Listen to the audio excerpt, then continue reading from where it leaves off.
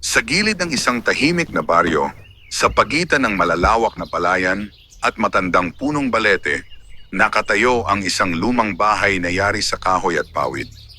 Doon nakatira si Mateo de la Cruz, isang lalaking lumaki sa hirap ngunit hinubog ng dangal at disiplina ng kanyang ama. Mula pagkabata, nasaksihan na ni Mateo ang mundo ng sabungan. Hindi ito para sa kanya ay simpleng libangan o bisyo. Isa itong sining, isang tradisyon, isang tahimik na pakikibaka ng lakas, talino at karangalan. Ang kanyang ama, si Don Ricardo, ay minsang kinilalang mahusay na tagapag-alaga ng mga manok panabong. Hindi man mayaman, kilala ito sa buong lalawigan dahil sa pambihirang husay sa pag-alaga at pagpili ng lahi. Hindi sapat ang lakas, madalas sabihin ng kanyang ama. Ang tunay na panalo ay nagmumula sa puso ng mandirigma. Ngunit nagbago ang lahat nang pumanaw si Don Ricardo dahil sa karamdaman. Naiwan kay Mateo ang maliit na kulungan, ilang inahing manok, at isang pangalan na unti-unting nalilimutan ng mga tao. Sa paglipas ng mga taon, tila humina ang linya ng kanilang lahi ng manok. Ilang beses sumubok si Mateo sa maliliit na laban, ngunit hindi niya natagpuan ang dating tapang at talas ng mga alaga ng kanyang ama. Unti-unti ring nabawasan ang kanyang tiwala sa sarili.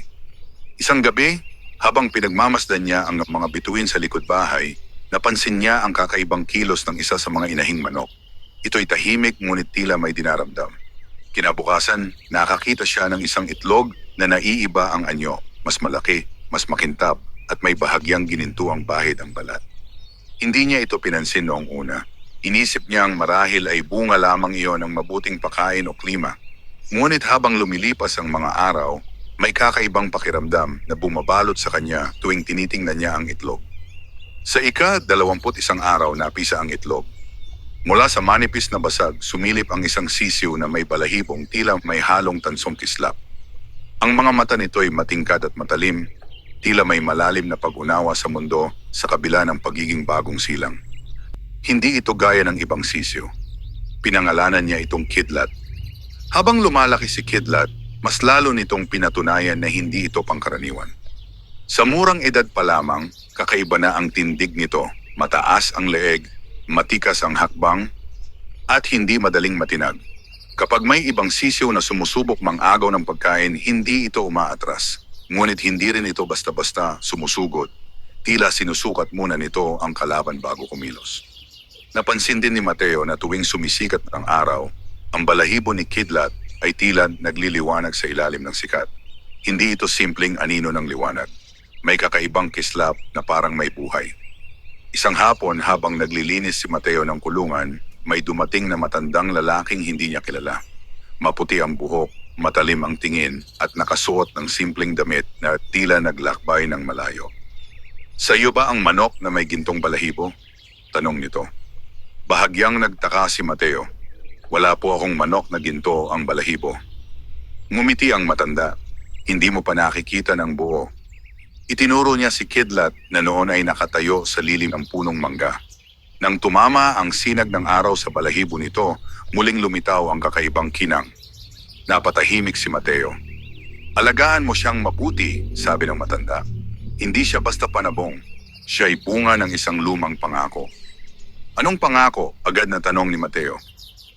Ngunit bago pa siya makakuha ng sagot, umalis na ang matanda. Wala man lang bakas ng alikabok o ingay ng hakbang. Simula noon, mas naging maingat si Mateo sa pag-aalaga kay Kidlat. Pinili niya ang pinakamainam na pagkain, pinaghalong mais, palay at piling bitamina. Inaral niyang muli ang mga lumang tala ng kanyang ama tungkol sa pag-iensayo at pagpapalakas ng resistensya ng manok. Habang lumalaki si Kidlat, mas lalong tumitindi ang kakaibang presensya nito. Sa tuwing may dumarating na ibang sabungero upang silipin ang mga alaga ni Mateo, agad nilang napapansin ang tandang. Magkano mo ibebenta? Madalas itanong ng ilan. Ngunit iisa lamang ang sagot ni Mateo. Hindi siya ipinagbibili. Isang linggo bago magsimula ang taunang malaking torneo sa lalawigan, napagdesisyunan ni Mateo na isabak si Kidlat. Hindi iyon basta laban. Ang torneo ay dinadaluhan ng pinakamahusay na sabungero mula sa iba't ibang lugar. Doon nasusukat ang tunay na galing. Maraming nagsabi na masyado pang bata si Kidlat. May ilan ding nagduda dahil wala pang napatutunayan si Mateo sa mga nagdaang taon. Ngunit sa loob ng kanyang puso may kakaibang kumpiyansa siyang nararamdaman. Sa unang araw ng ensayo para sa torneo, isinama niya si Kidlat sa isang pribadong laban upang masubukan ang kakayahan nito. Ang kalaban ay mas matanda at kilalang agresibo. Nang magharap ang dalawang tandang, kapansin-pansin ang katahimikan ni Kidlat. Hindi ito padalos-dalos. Nakatuon lamang ang mga mata nito sa kalaban, tila binabasa ang bawat galaw. Sa unang pagsalpok, mabilis na nakaiwas si Kidlat sa matalim na tari ng kalaban. Sumunod ang isang eksaktong atake, isang galaw na tila pinag-aralan ng matagal. Napaatras ang kalaban. Muling sumugod ang mas matandang tandang, ngunit sa ikalawang pagkakataon, mas malinaw na ang lamang ni Kidlat. Isang mabilis na ikot, isang tiyak na sipa at bumagsak ang kalaban. Tahimik ang paligid. Hindi makapaniwala si Mateo. Hindi lamang lakas ang ipinakita ni Kidlat. May estratehiya, may tiempo, may kakaibang talino. Habang buhat niya ang manok pa uwi, naalala niya ang sinabi ng matandang lalaki, siya'y bunga ng isang lumang pangako. Kinagabihan, hindi makatulog si Mateo. May mga tanong na gumugulo sa kanyang isipan. Ano ang ibig sabihin ng pangakong iyon? May kinalaman ba ito sa kanyang ama? Sa kanilang lahi? Habang pinagmamasdan niya si Kidlat na payapang natutulog sa kulungan, napansin niyang tila may bahagyang liwanag na nagmumula sa balahibo nito. Isang mahinang ningning na halos hindi mapansin kung hindi titigan ng mabuti. Hindi na niya maitanggi. May hiwaga sa manok na ito. Ngunit sa mundo ng sabungan, ang hiwaga ay maaaring maging biyaya o sumpa. Sa darating na torneo, hindi lamang lakas ng tandang ang masusubok. Masusubok din ang paninindigan ni Mateo kung hanggang saan siya handang lumaban, hindi lamang para sa panalo, kundi para sa katotohanang unti-unting nahahayag. At sa unang pagkakataon mula nang mamatay ang kanyang ama, naramdaman niyang muli ang apoy ng pag-asa. Sa gitna ng katahimikan ng gabi, bumulong siya sa hangin. Ama, kung ito man ang iyong pamana, iingatan ko. Sa kulungan, marahang iminulat ni Kidlat ang mga mata nito, matingkad, matalim, at tila may alam na lihim na hindi pa nauunawaan ng mundo. Doon nagsimula ang kwento ng isang manok na hindi lamang isinilang upang lumaban, kundi upang baguhin ang kapalaran ng kanyang amo. Maagang nagising si Mateo kinabukasan. Hindi pa sumisikat ang araw ay nasa likod bahay na siya, taangan ang maliit na timba ng pakain at isang basong may halong bitamina. Tahimik ang paligid, tanging huni ng ibon at marahang ihip ng hangin ang maririnig. Ngunit sa kabila ng katahimikan, ramdam niya ang bigat ng nalalapit na torneo. Ang taunang paligsahan ng sabungan ay hindi lamang simpleng pagtitipon. Ito ang pinakamalaking entablado para sa mga sabungero sa buong lalawigan at mga karatig bayan. Dito nasusukat ang lahi, disiplina at reputasyon. Isang pagkatalo ay maaaring magpapagsak ng pangalan. Isang panalo ay maaaring mag-angat ng dangal sa loob ng maraming taon. Habang pinagmamasdan niya si Kidlat, napansin niyang tila mas matatag ang tindig nito kaysa kahapon. Ang balahibo ay makintab, ang matay maliwanag, at ang bawat galaw ay may kumpiyansang hindi matutumbasan ng ibang tandang sa kulungan. Hindi ito magiging madali, marahang wika ni Mateo.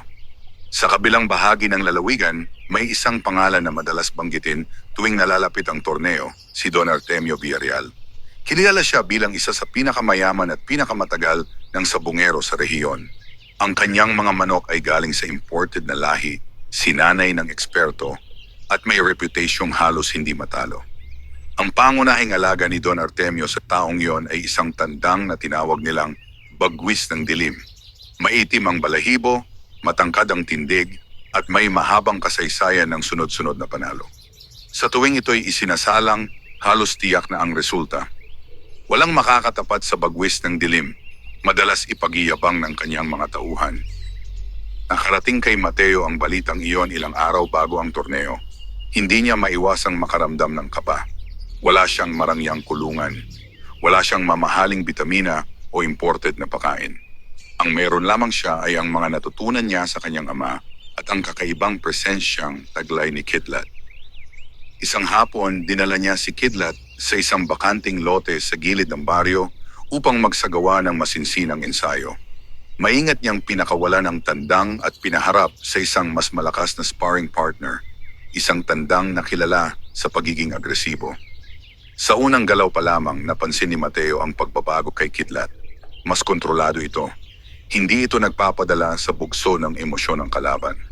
Sa halip, sinusukat nito ang bawat hakbang, tila nag-iipon ng tamang sandali. Nang sumugod ang kalaban, Msilis di man ni ay ito na itaraban. Mabilis na nakapwesto si Kidlat sa gilid at gumanti ng eksaktong atake.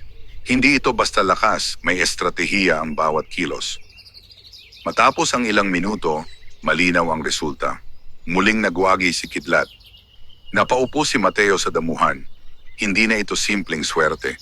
May kakaibang talas ang manok na ito. Parang may sariling pag-iisip sa gitna ng laban. Habang nagpapahinga sila, may narinig siyang marahang palakpak mula sa likuran. Paglingon niya, nakita niya ang isang lalaking naka-Amerikana kahit mainit ang panahon. Matangos ang ilong, makinis ang suot, at may ngiting tila may kahulugan. Magaling ang manok mo, sabi nito. Salamat, tugon ni Mateo, maingat ang tono. Ako si Victor Villarreal. Bahagyang natigilan si Mateo, apelidong kilala sa mundo ng sabungan. Anak ni Don Artemio, tanong niya. Tumango si Victor. Interesado ako sa tandang mo, hindi pangkaraniwan ang galaw niya. Hindi siya ipinagbibili, agad na sagot ni Mateo. Ngumiti si Victor, ngunit may bahid iyon ng paghamon. Hindi ko sinabi na bibilin ko. Gusto ko lang malaman kung handa ka ba sa darating na torneo. Tingin ko ay oo. Mag-ingat ka, marahang sabi ni Victor. Ang torneo ay hindi lamang tungkol sa lakas. Maraming bagay ang nangyayari sa likod ng entablado. Hindi na ito nagsalita pa at tuluyang umalis. Nag-iwan iyon ng tanong sa isip ni Mateo. Ano ang ibig sabihin ng babala? May iba pa bang panganib bukod sa mismong laban? Kinagabihan, habang pinupunasan niya ang balahibo ni Kidlat, napansin niyang tila mas mainit ito kaysa karaniwan. Hindi naman ito mukhang may sakit. Sa halip, masigla at alerto pa rin. Sa ilalim ng ilaw, muling sumilay ang kakaibang kislap sa balahibo nito. Hindi lamang dahil sa pawis o liwanag, kundi tila nagmumula mismo sa kanyang katawan. Anong hiwaga ang dala mo? Bulong ni Mateo. Sa mga sumunod na araw, naging sentro ng usapan sa sabungan ang pangalan ni Mateo at ng kanyang tandang. May ilan ang nagsasabing may lihim na lahi ito. May iba namang nagbubulong-bulungan na baka gumagamit siya ng kakaibang pamamaraan. Hindi iyon pinansin ni Mateo. Ang mahalaga sa kanya ay ang disiplina. Dumating ang araw ng timbang at rehistro para sa torneo. Bitbit niya si Kidlat sa isang maayos ngunit simpleng kahon. Sa loob ng arena, siksikan ang mga sabungero, may kanya-kanyang grupo, may kanya-kanyang kumpiyansa. Nang ilabas niya si Kidlat para sa inspeksyon, maraming mata ang napalingon. Yan ba ang sinasabing may gintong balahibo? Bulong ng ilan. Sa ilalim ng liwanag ng umaga, malinaw ang kakaibang kinang ng tandang. Hindi ito matingkad na ginto, kundi parang tansong may apoy sa loob. Lumapit ang isa sa mga opisyal upang suriin ang manok. Maingat nitong hinawakan ang pakpak, sinipat ang mga paa, at tiningnan ang kalagayan ng katawan. Malusog, wika ng opisyal. Maayos ang kondisyon. Habang papalayo si Mateo, muling nag-cruise ang landas nila ni Victor. Sa likod nito ay ang isang malaking kahon na may nakatatak na pangalan ng kanilang farm. Magkikita tayo sa loob, sabi ni Victor. Hindi na sumagot si Mateo. Nang gabing iyon bago ang unang araw ng laban, nagkulong si Mateo sa kanyang silid. Hawak niya ang lumang kwaderno ng kanyang ama, puno ng tala tungkol sa mga lahi, estratehiya at mga prinsipyong hindi dapat kalimutan. May isang pahina roon na hindi niya gaanong napansin noon. May mga manok na hindi lamang pinalaki sa lupa, nakasulat sa sulat kamay ng kanyang ama. May mga lahing ipinagkakaloob lamang sa mga may pusong marunong rumespeto sa biyaya. Napahinto siya. Hindi niya alam kung ano ang eksaktong ibig sabihin noon. Ngunit habang iniisip niya ang matandang lalaking bumisita at ang kakaibang pag-uugali ni Kidlat, tila may mga piraso ng palaisipan na unti-unting nagkakabit. Ang torneo ay magsisimula kinabukasan. Sa unang pagkakataon matapos ang maraming taon, hindi lamang panalo ang nasa isip ni Mateo. May mas malalim na layunin, ang patunayan na ang dangal at tamang pag-aalaga ay mas mahalaga kaysa kayamanan at kapangyarihan. Sa labas ng bahay, tahimik ang gabi. Sa kulungan, nakatayo si Kidlat, nakaharap sa buwan. Ang kanyang anino ay mahaba at matatag sa lupa, tila anino ng isang kampeon na hindi pa nakikilala ng mundo. At sa paglapit ng bukang liwayway, nagsimulang gumalaw ang kapalaran. Dumating ang umaga ng torneo na may kasamang kakaibang bigat sa hangin. Mula pa lamang sa pasukan ng arena ay maririnig na ang ugong ng mga tao, mga sabongero, mananaya, taga-suporta at mga musisang nais makasaksi ng laban ng pinakamahusay sa rehiyon. Maingat na binuhat ni Mateo ang kahon ni Kidlat habang papasok sa loob. Hindi siya sanay sa ganitong kalaking pagtitipon.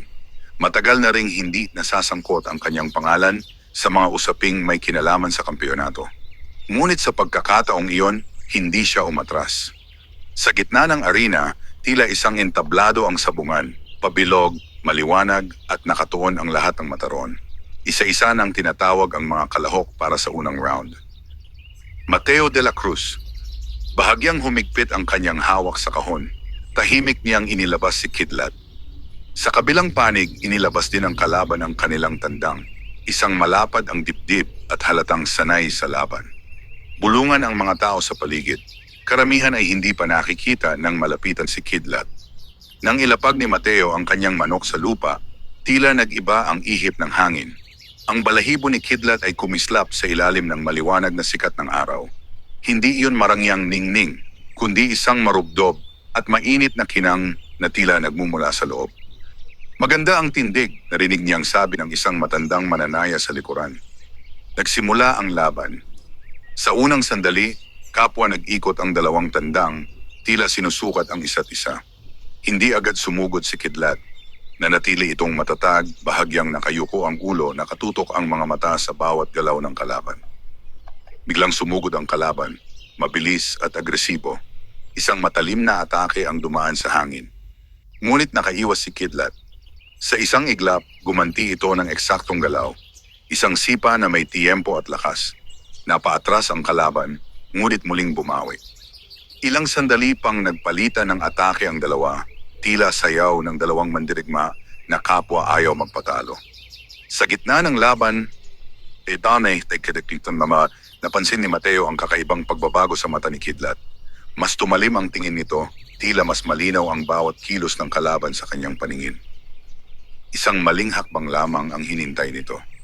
At nang dumating ang sandaling iyon, mabilis itong umikot at naglunsad ng tiyak at matinding atake. Tumahimik ang sabungan. Bumagsak ang kalaban. Ilang segundo ang lumipas bago tuluyang idineklara ng hurado ang panalo. Ngunit malinaw na sa lahat ang nangyari. Nanalo si Kidlat. Sa unang laban pa lamang, nagmarka na agad ang pangalan ni Mateo sa isip ng mga tao. May mga pumalakpak, may mga nagtaas ng kilay, at may mga agad nagsimulang magtanong kung saan nanggaling ang lahing iyon. Habang buhat ni Mateo si Kidlat pabalik sa kanilang pwesto, nakaramdam siya ng kakaibang halo ng saya at pag-iingat.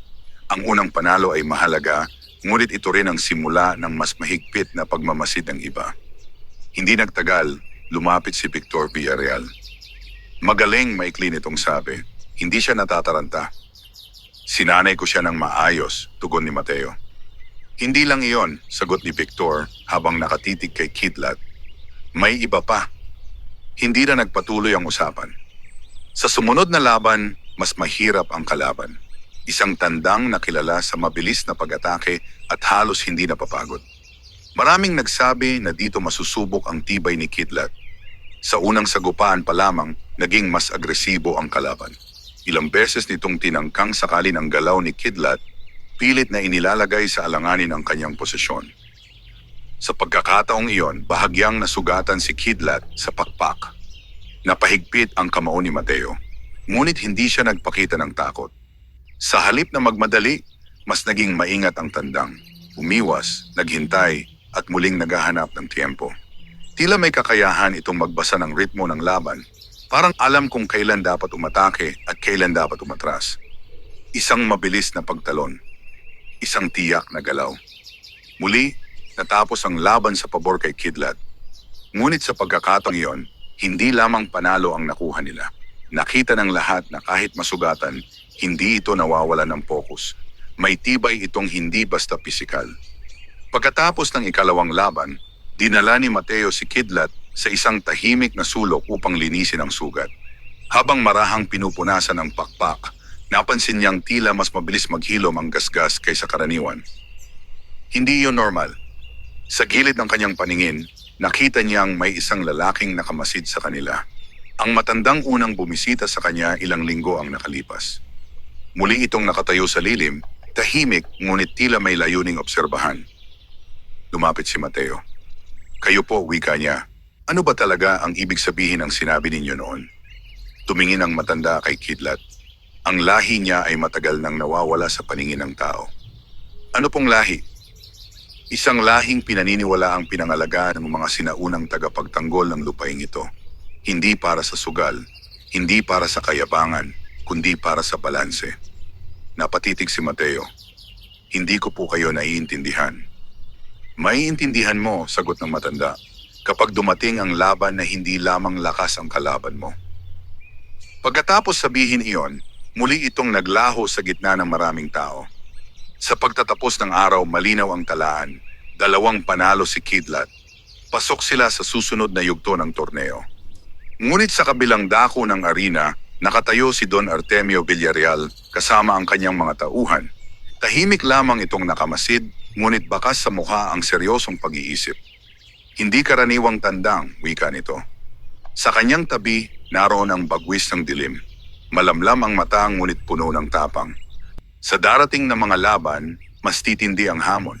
Hindi lamang laban ng 2 tandang ang magaganap, kundi banggaan ng 2 pananaw. Ang tradisyong pinanday sa dangal at ang kapangyarihang sinusuportahan ng impluensya. Sa gabing iyon, habang nagpapahinga si Kidlat, naramdaman ni Mateo na ang kanilang paglalakbay ay hindi na simpleng competition. May mas malalim na puwersang kumikilos. And ang unang sagupaan ay simula pa lamang. Sumikat ang araw sa ikalawang araw ng torneo na may mas matinding ingay at mas maraming tao. Kumalat na ang balita tungkol sa tandang na may kakaibang kinang at pambihirang disiplina sa laban. Sa bawat sulok ng arena, may nagbubulong tungkol kay Mateo at kay Kidlat. May mga humahanga, may mga nagdududa, at may mga tahimik na nagmamasid. Habang inaayos ni Mateo ang kulungan sa kanilang pwesto, napansin niyang mas maraming mata ang nakatingin sa kanila kaysa kahapon. Ang simpleng espasyong dati halos hindi pansinin ay ngayon ay dinaraanan at sinisilip ng kung sino-sino. Yan ba yung 2 sunod na panalo? Tanong ng isang sabungero sa kasama niya. Parang hindi napapagod, sagot ng isa. Hindi pinansin ni Mateo ang mga bulungan. Mas mahalaga sa kanya ang kondisyon ni Kidlat. Maingat niyang sinuri ang pakpak na nasugatan kahapon. Halos wala na ang bakas ng gasgas. Makinis muli ang balahibo at ang tindig ay parang walang pinagdaanan. Hindi ito pangkaraniwan, bulong niya sa sarili. Bandang tanghali, tinawag ang kanilang pangalan para sa ikatlong laban. Mas mabigat ang kalaban ngayon, isang tandang mula sa kilalang farm sa Hilaga. Kilala ito sa lakas ng katawan at tibay sa mahahabang sagupaan. Sa gitna ng arena, ramdam ni Mateo ang tensyon. Hindi na ito basta unang round. Ang bawat laban ngayon ay hakbang palapit sa mas mataas na yugto ng torneo. Nang magharap ang 2 tandang, mas maingat si Kidlat kaysa dati. Ang kalaban ay hindi pa dalos-dalos. May malinaw na karanasan sa galaw nito. Ilang beses nagpalitan ng posisyon ang 2, tila parehong nag-aabang ng pagkakataon. Biglang nagpakawala ng sunod-sunod na atake ang kalaban. Malakas, direkta, at walang pag-aatubili. Sa unang pagkakataon, napaatras si Kidlat. Napahawak si Mateo sa gilid ng entablado. Ngunit hindi nagtagal ang pag-atras. Sa halip na magpanik, tila mas naging matalim ang mata ni Kidlat. Unti-unti nitong binago ang ritmo ng laban. Mas mabilis ang ikot, mas eksakto ang pag-iwas. Sa isang sandaling tila walang nakapansin, bigla itong sumingit sa gilid at nagpakawala ng isang matinding atake na tumama sa tamang pwesto. Nayanig ang kalaban. Ilang segundo pa at tuluyang bumagsak ito. Muli panalo si Kidlat. Mas malakas ang naging reaksyon ng mga tao ngayon. Hindi na ito simpleng sorpresa. May ilan nang naniniwalang may kakaiba talaga sa tandang na iyon. Habang papalabas si Mateo ng arena, may 2 lalaking humarang sa kanya sa may likod ng gusali. Hindi niya kilala ang mga ito, ngunit halatang tauhan ng isang malaking farm. Maayos ang damit at may dalang kumpiyansa. Mateo de la Cruz? Tanong ng isa. Oh, interesado ang amo namin sa tandang mo. Hindi pa huli ang lahat. Maaari pa naming bilhin. Hindi siya ipinagbibili. Diretso niyang sagot. Isipin mo, isang malaking halaga. Makakabangon ka. Hindi mo na kailangang maghirap. Sandaling natahimik si Mateo. Totoo ang sinabi ng lalaki. Malaking tulong ang pera. Ngunit habang nakatingin siya kay Kidlat, may mas malalim siyang naramdaman. Hindi pera ang dahilan kung bakit ko siya pinalaki. Mahinahon niyang tugon. Nagpalitan ng tingin ang dalawang lalaki bago umalis. Pagbalik niya sa kanilang pwesto, naroon si Victor Villarreal. Hindi ito nakangiti ngayon. Marami kang natatapakan, sabi nito. Wala akong tinatapakan, lumalaban lang ako ng patas. Sa tingin mo ba patas ang lahat dito? Hindi agad nakasagot si Mateo. Lumapit si Victor at bahagyang ibinaba ang boses. Mag-ingat ka sa susunod mong laban. Hindi lahat ay natutuwa sa pag-angat ng isang tahimik na sabongero. Pagkatapos noon ay umalis din siya. Maghapon pang nagpatuloy ang torneo. Sa hapon, inanunsyo ang listahan ng mga papasok sa susunod na yugto, kasama ang pangalan ni Mateo. Sa kabilang dako ng arena, nanalo rin ang bagwis ng dilim sa dalawang laban nito. Mabilis at malinis ang mga panalo, tila walang kahirap-hirap. Habang papalubog ang araw, nagkaharap sandali ang dalawang tandang sa magkalayong bahagi ng sabungan. Hindi man sila direktang magkatapat, may kakaibang tensyon sa pagitan nila. Tila parehong nakadarama ng presensya ng isa't isa. Nakatitig si Kidlat sa maitim na tandang. At sa unang pagkakataon, tila may bahagyang pagigting sa kanyang tindig, hindi takot, kundi pagkilala sa isang tunay na hamon. Kinagabihan, nagpasya si Mateo na manatili malapit sa arena. Ayaw niyang iuwi si Kidlat at ibalik pa kinabukasan. Mas nais niyang bantayan ito. Habang tahimik ang paligid at unti-unting nababawasan ang tao, may narinig siyang mahinang kaluskos sa likod ng mga kulungan. Agad siyang tumayo. May isang aninong mabilis na lumayo. Sinilip niya ang kulungan ni Kidlat. Maayos pa rin ang kandado. Ngunit may bakas ng kamay sa gilid ng kahoy, tila may nagtangkang buksan ito. Nanlamig ang kanyang likod. Naalala niya ang sinabi ni Victor. Hindi lamang lakas ang laban dito. Mas hinigpitan niya ang pagbabantay. Hindi siya natulog ng mahimbing ng gabing iyon. Sa bawat munting ingay, nagigising siya at sinusuri ang paligid. Sa kalagitnaan ng gabi, napansin niyang nakatayo si Kidlat.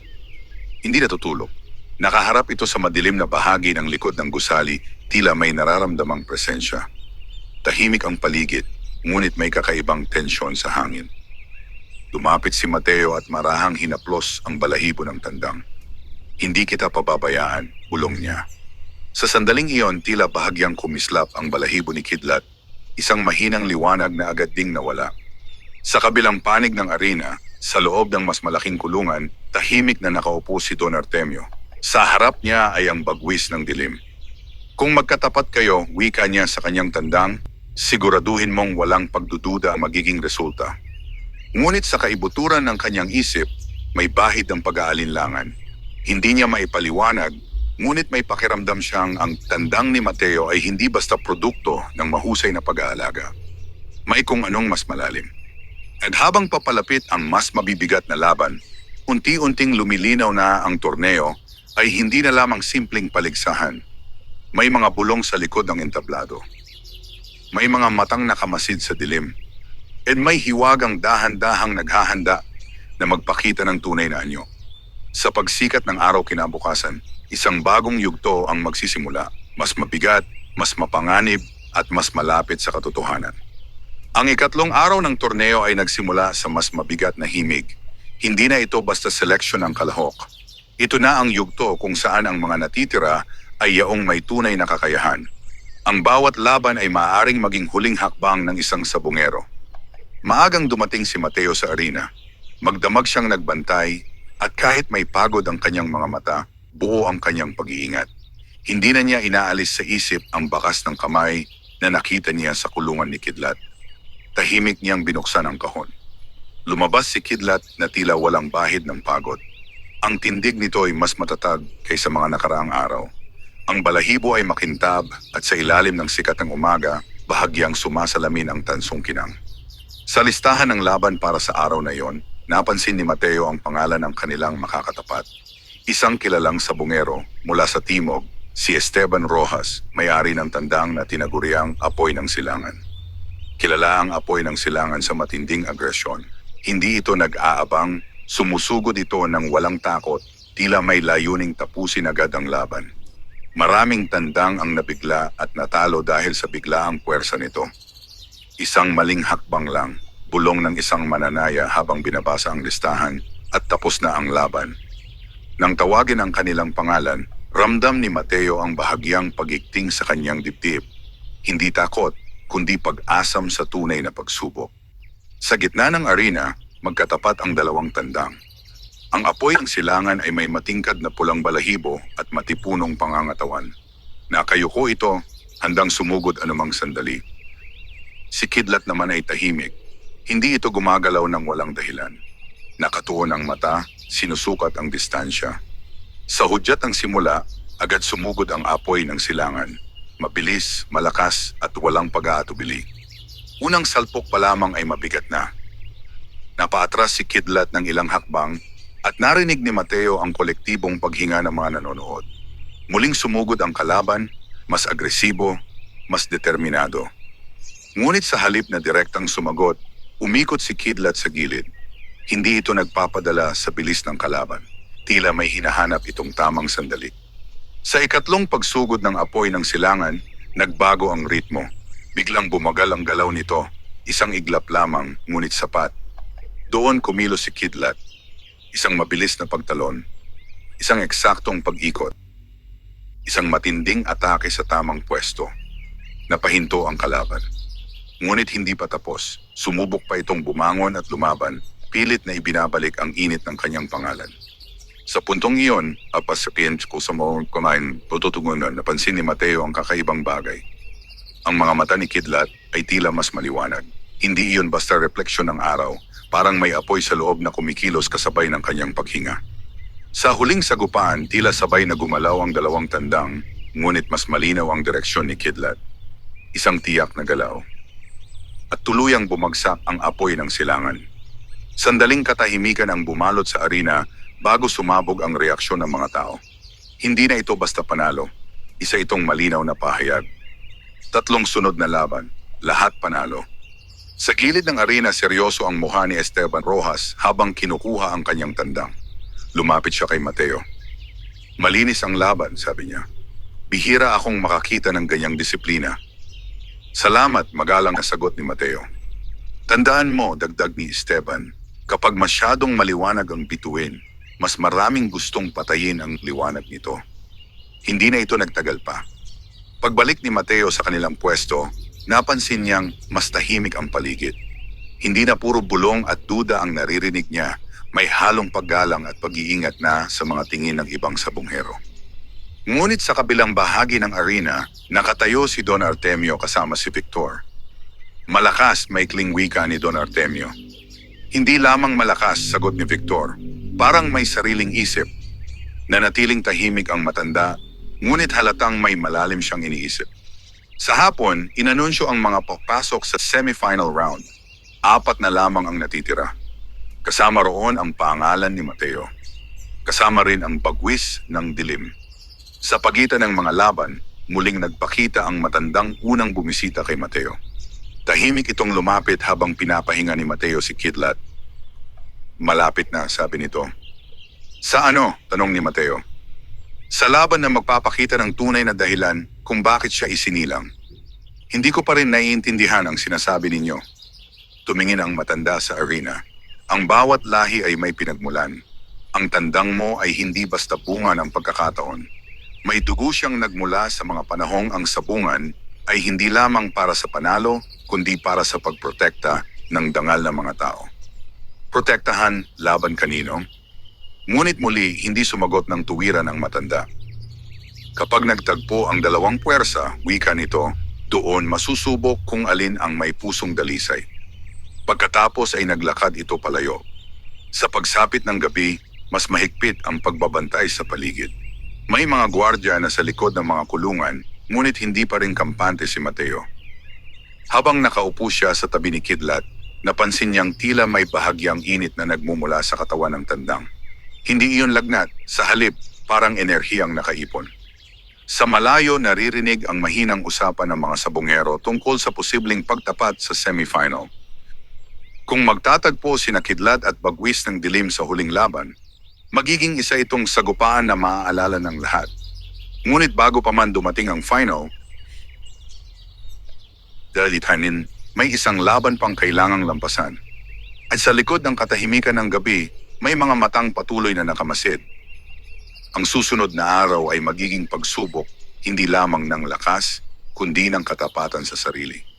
Dahil sa puntong iyon, iyon malinaw na hindi na simpleng manok panabong si Kidlat. Isa siyang apoy na unti-unting lumiliyab. Ang umaga ng semifinal ay may kakaibang bigat. Mas maaga pa sa karaniwan ay puno na ang arena. Ang usapan ng lahat ay iisa, ang hindi matatawarang pag-usbong ng tandang ni Mateo at ang inaabangang banggaan ng mga natitirang kalahok. 4 na lamang sila. 2 laban. Isang hakbang papunta sa pinakahihintay na pagtatagpo. Tahimik si Mateo habang inaayos ang pakpak ni Kidlat. Wala na ang bakas ng mga sugat mula sa mga nagdaang sagupaan. Ang katawan nito ay tila mas lalo pang tumitibay sa bawat laban, hindi kumukupas. Sa listahan ng semifinal bracket, hindi pa magtatapat sina Kidlat at Bagwis ng dilim. Ibig sabihin, kung kapwa sila mananalo, tiyak ang kanilang paghaharap sa final. Ang makakalaban ni Mateo ngayon ay si Arturo Salcedo, isang tahimik ngunit respetadong sabongero. Ang tandang nito ay tinatawag na habagat. Kilala sa tibay at kakayahang tumagal sa mahahabang laban. Hindi ito umaasa sa bilis, kundi sa pagkapagod ng kalaban. Hindi kanya pabibilisin, bulong ni Mateo kay Kidlat. Pipiliting kanyang maubos. Nang magsimula ang laban, agad napansin ang kaibahan ng estilo ni Habagat. Hindi ito sumugod, hindi rin ito umatras. Matatag lamang itong nakatayo, handang tumanggap ng atake kung kinakailangan. Unang gumalaw si Kidlat, ngunit hindi tulad ng dati na naghihintay ng mali, sinubukan nitong subukin ang depensa ng kalaban. Ilang beses silang nagbanggaan, ngunit hindi natitinag si Habagat. Lumipas ang mga minuto. Mas mahaba ang laban kaysa sa mga nauna. Sa unang pagkakataon, napansin ni Mateo ang pagbigat ng paghinga ni Kidlat. Hindi ito sanay sa laban na ganito kahaba. Ang bawat galaw ay kailangang mas kalkulado. Tila iyon ang layunin ni Arturo, hilahin ang laban hanggang sa manghina ang kalaban. Sa isang pagkakataon, nagkaroon ng maliit na sugat si Kidlat sa dibdib. Hindi malalim, ngunit sapat upang magdulot ng pag-aalala. Napahigpit ang hawak ni Mateo sa gilid ng entablado. Ngunit sa gitna ng pagod, may pagbabago sa tindig ni Kidlat. Hindi ito nagpadala sa pagkapagod. Sa halip, tila mas naging malinaw ang kanyang mga galaw, mas maingat, mas tiyak. Sa isang sandaling tila pareho silang naghihintay, biglang nagbago ang ritmo. Sa halip na umatake ng malakas, gumamit si Kidlat ng mas maliliit ngunit eksaktong galaw. Paikot, pasok, labas. Unti-unti nitong hinahawi ang depensa ni Habagat. At sa wakas, nang makita ang puwang, naglunsad ito ng isang malinis at tiyak na atake. Napahinto si Habagat. Muli nagpalitan pa ng ilang galaw, ngunit malinaw na nabago ang ihip ng laban. Ilang sandali pa idineklara ang panalo. Semi-final winner, Mateo de la Cruz. Sa kabilang laban walang naging sorpresa, nanalo ang Bagwis ng dilim sa isang mabilis at mabagsik na sagupaan. Tila hindi man lamang ito nahirapan.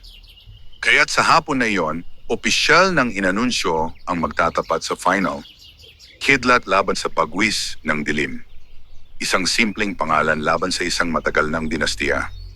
Isang tahimik na sabongero laban sa kapangyarihan ng impluensya at yaman. Habang nagpapahinga si Kidlat sa kanilang pwesto, lumapit si Arturo Salcedo. Malinis ang laban, sabi nito. May kakaibang tibay ang tandang mo. Maraming salamat, tugon ni Mateo. Tandaan mo, dagdag ni Arturo, ang tunay na laban ay hindi lamang pisikal. Sa final, maraming mata ang nakatingin at hindi lahat ay patas kung minsan. Hindi yun pagbabanta, isang babala lamang. Pagkalipas ng ilang sandali, muling nagpakita ang matandang misteryoso. Sa pagkakataong iyon, hindi ito ngumiti. Dumating na ang sandali, sabi nito. Final, tugon ni Mateo. Hindi lamang iyon, ang tandang ni Don Artemio ay hindi basta produkto ng kayamanan. Matagal na rin silang may hawak na isang lumang linya. Anong ibig ninyong sabihin? May mga lahi na minsang iisa ang pinagmulan, sagot ng matanda. Ngunit naghiwalay ang landas. Ang isa ay pinili ang kapangyarihan. Ang isa ay pinili ang paggalang. Nanatiling tahimik si Mateo. Kung magtatagpo sila, dagdag pa ng matanda, magigising ang dugo ng kanilang pinagmulan. Hindi na ito nagsalita pa. Sa kabilang bahagi ng arena, tahimik na pinagmamasdan ni Don Artemio si Mateo. Lumapit si Victor sa kanyang ama. Handa ka ba? Tanong ng anak. Hindi ako natatakot sa lakas, sagot ni Don Artemio. Ngunit ang hindi ko gusto ay ang hindi ko nauunawaan. Sa pagitan ng dalawang kampo, may tila hindi nakikitang linya. Isang hangganan na hindi pa nalalampasan, ngunit malapit ng masubok. Kinagabihan, mas mahigpit ang pagbabantay. Mas maraming tao ang nasa paligid ng mga kulungan. Ang final ay gaganapin kinabukasan sa harap ng mas malaking bilang ng manonood. Habang nakaupo si Mateo sa tabi ni Kidlat, napansin niyang hindi ito mapakali. Hindi dahil sa takot, kundi tila may nararamdamang paparating. Nakatitig ito sa direksyon kung saan naroon ang kulungan ng bagwis ng dilim. At sa malayong bahagi ng arena, ang maitim na tandang ay nakatayo rin, tila nakatuon ang pansin sa parehong direksyon. Dalawang mandirigma, dalawang magkaibang landas. Isang pinagmulan na tila matagal nang nakalimutan. Sa pagdating ng umaga, hindi lamang tropeyo ang nakataya. May lihim na matagal nang nakabaon sa kasaysayan ng kanilang mga lahi ang handa ng mahayag. At sa final na iyon,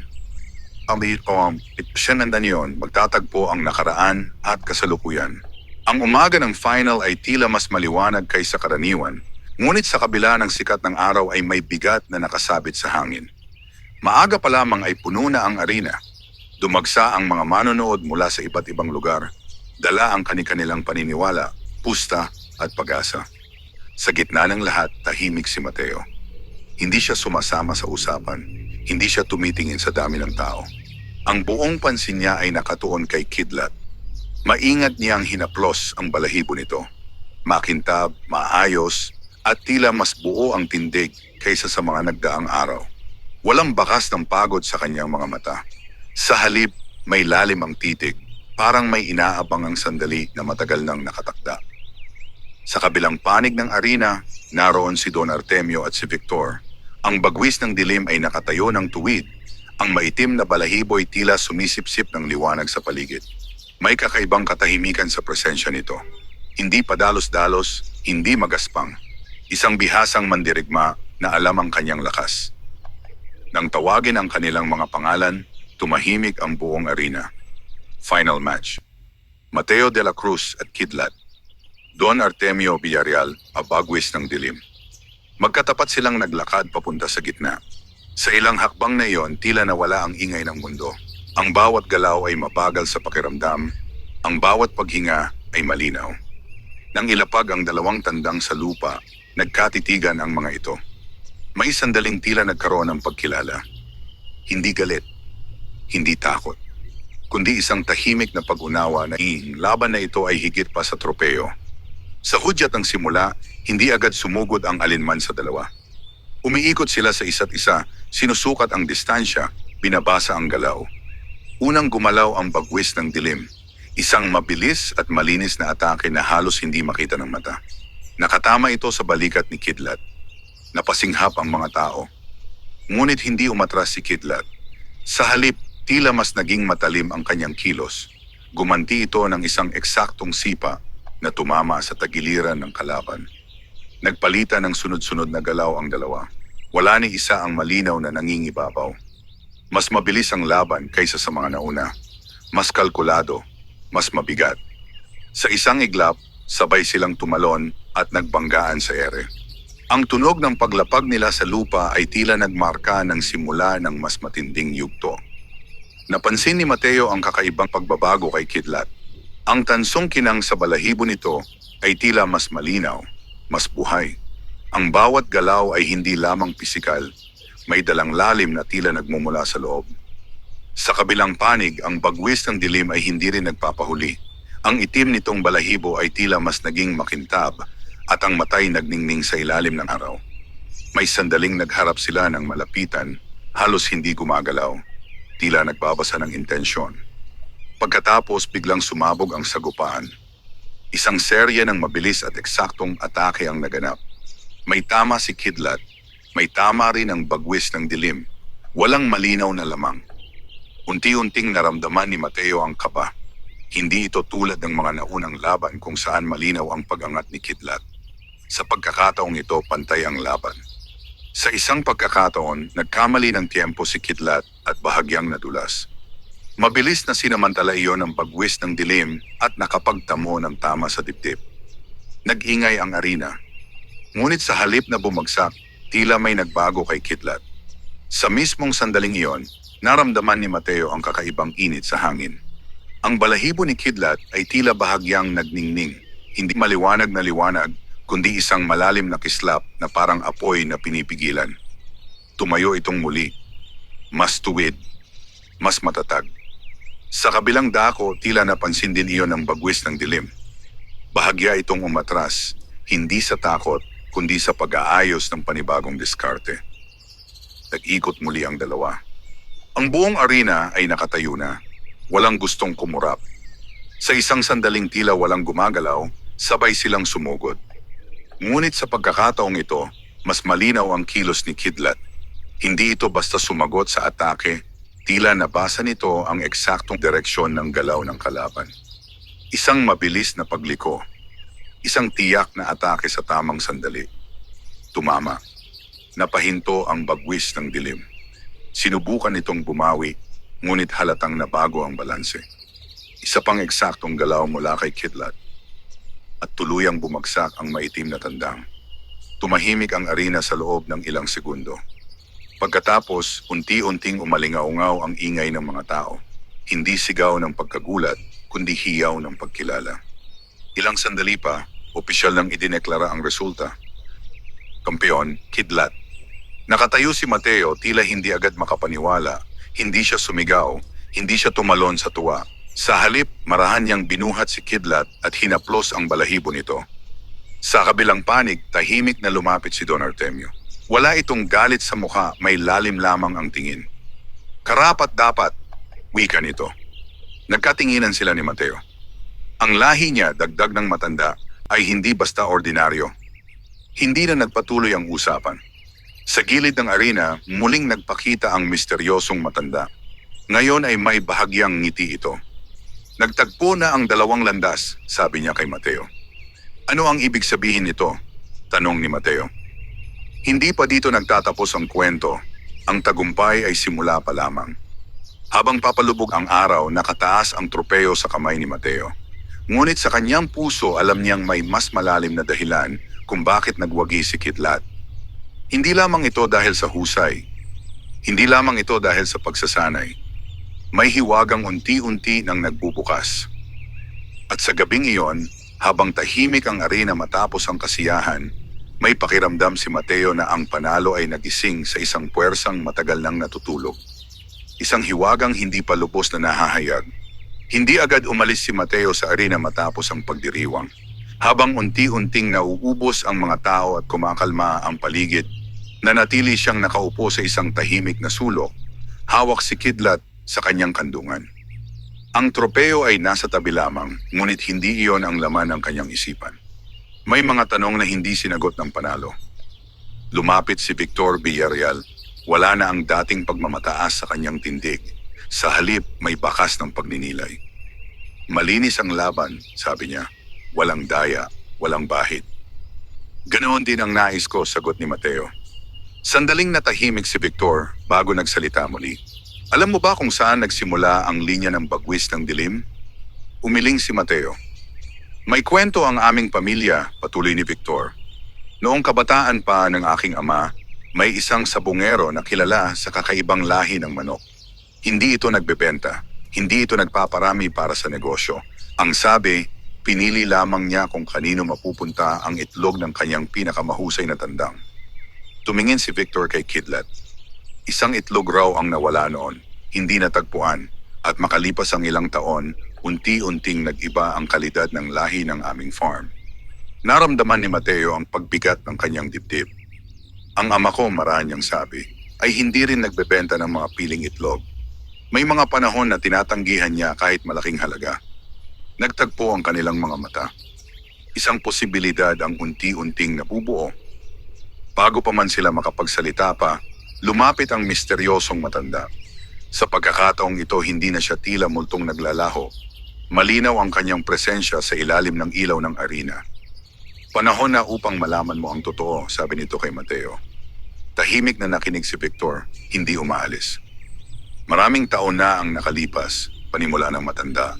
May dalawang magkaibigang sabungero na nakatuklas ng isang pambihirang linya ng tandang. Hindi ito basta malakas. May kakaibang talas ng isip at tibay ng loob. Ngunit nagkaiba sila ng paniniwala. Isa, patuloy niya, ang naniwalang ang lahi ay dapat protektahan at ibahagi lamang sa may dangal. Ang isa naman ay naniwalang ang lakas ay dapat palawakin upang maging simbolo ng kapangyarihan. Tumingin siya kay Don Artemio na noon ay papalapit na rin sa kanila. Magkaibigan ang inyong mga ama. Nanahimik aning paligid. Ngunit naghiwalay ang kanilang landas, dagdag ng matanda. May isang itlog na ibinigay bilang tanda ng tiwala. Ngunit dahil sa hindi pagkakaunawaan, naputol ang ugnayan.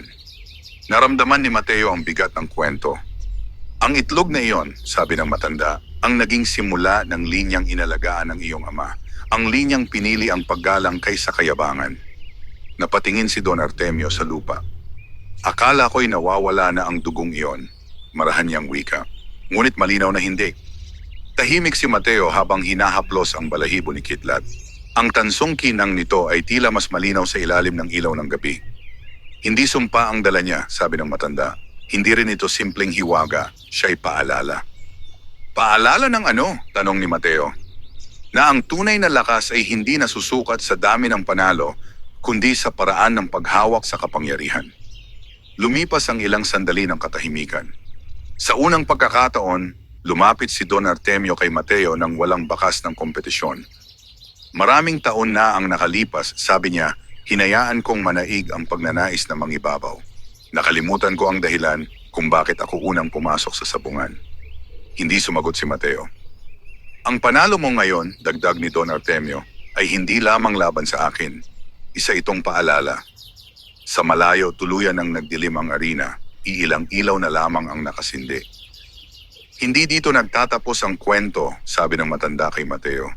Ang tanong ngayon ay kung ano ang gagawin mo sa tagumpay. Habang pauwi si Mateo kinabukasan, hindi niya dala ang yabang ng kampeon. Ang dala niya ay isang bagong pag-unawa. Si Kidlat ay hindi basta manok panabong. Isa itong pamana. Isang dugong minsang naghiwalay, ngayon ay muling nagtagpo. Sa kanilang bakuran, nag-aamawuran, sa ilalim ng punong mangga kung saan unang napisa si Kidlat, tumayo si Mateo at tumingala sa langit. Hindi niya alam kung ano ang susunod na hakbang. Ngunit malinaw sa kanya ang isang bagay. Ang tunay na laban ay hindi lamang sa loob ng arena, at ang kapalaran ng lahing iyon ay nasa kanyang mga kamay. Pagbalik ni Mateo sa kanilang tahanan, tila mas tahimik ang bakuran kaysa dati.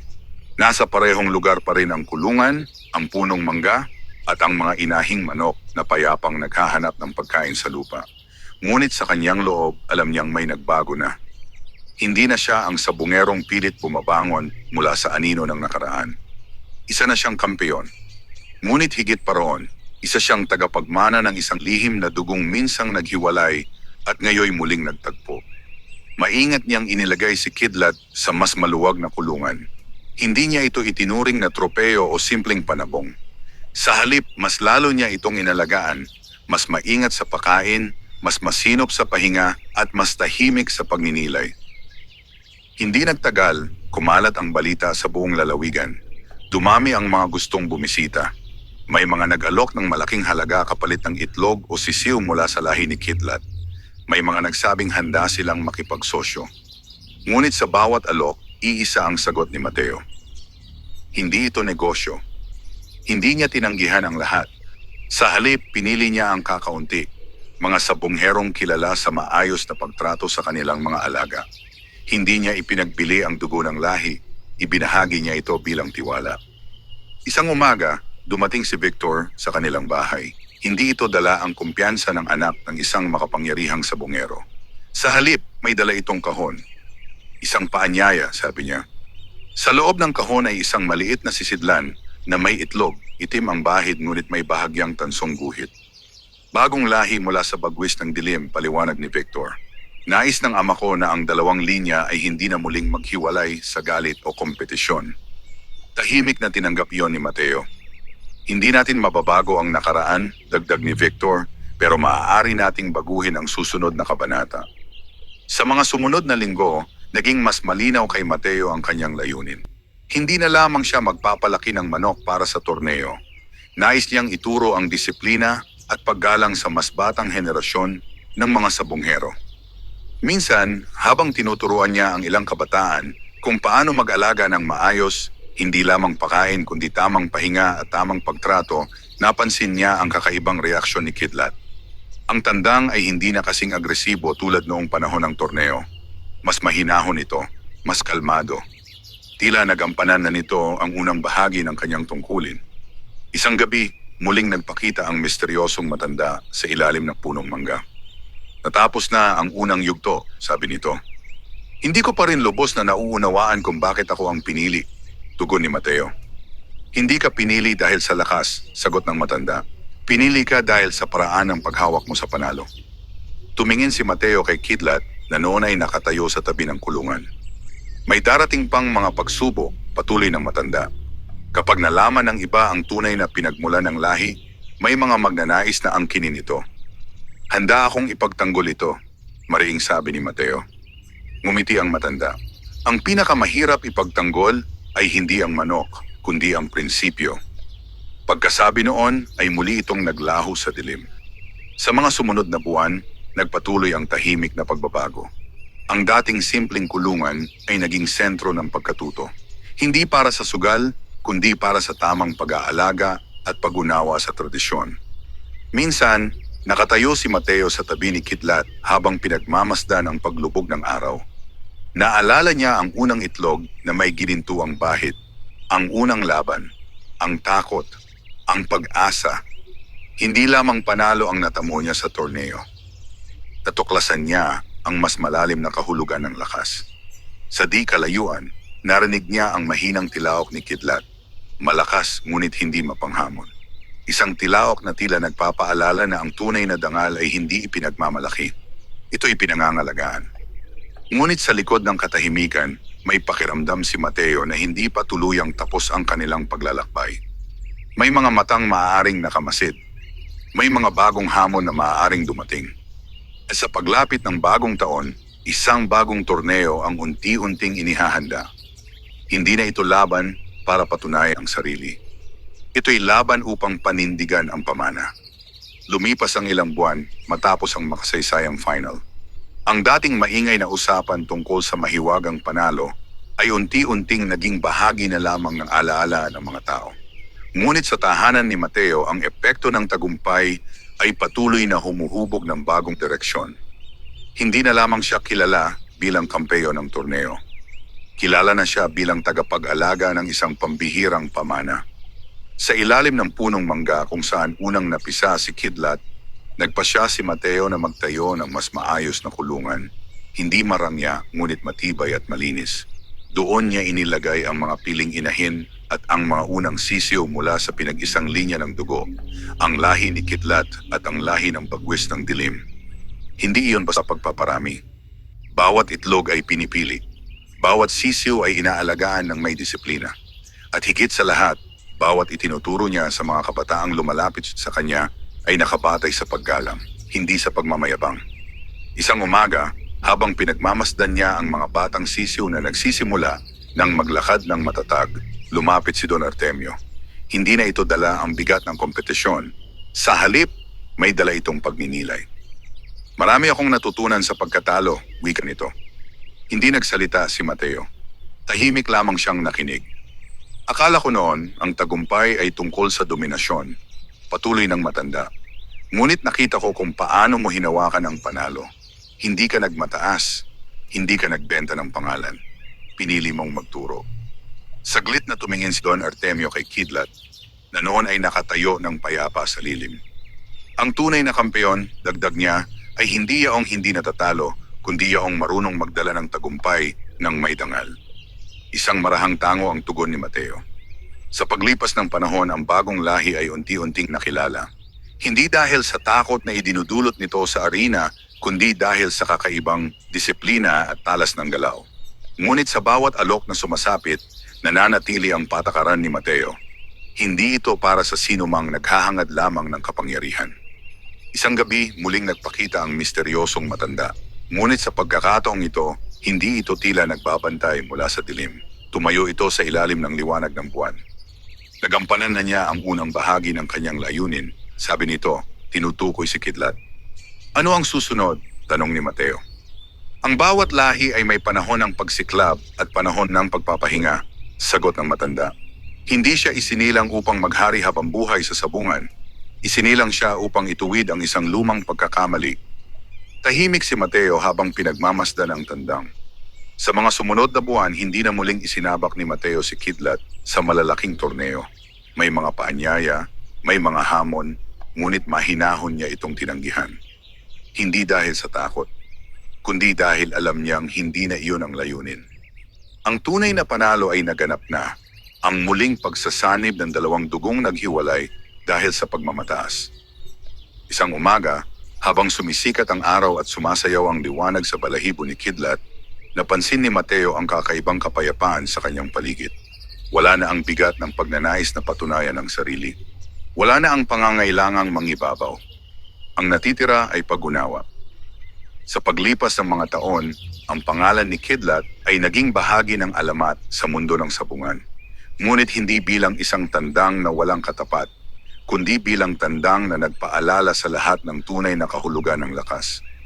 Hindi lakas na nananakot, hindi lakas na nagmamataas, kundi lakas na may disiplina, paggalang at malasakit. Isang hapon habang nakaupo si Mateo sa tabi ng kulungan at pinagmamasdan ang bagong henerasyon ng mga tandang na nag-iensayo sa ilalim ng kanyang gabay, napangiti siya. Naalala niya ang unang itlog na may ginintuang bahid, ang kaba sa unang laban, ang mabigat na final, ang paghaharap ng dalawang anino. Kung noon ay hinahanap niya ang tagumpay, ngayon ay natagpuan niya ang layunin. Sa bawat tilaok na umaalingaungaw sa bukirin tuwing umaga, may paalala. Ang tunay na kampeon ay hindi lamang nananalo sa laban. Nananalo siya sa paraan ng kanyang pamumuhay. Sa ilalim ng malawak na langit, sa bakurang minsang tahimik at ngayon ay puno ng buhay, nagpatuloy ang pamana. Hindi na bilang hiwaga, kundi bilang liwanag na piniling ipasa sa susunod na salinlahi.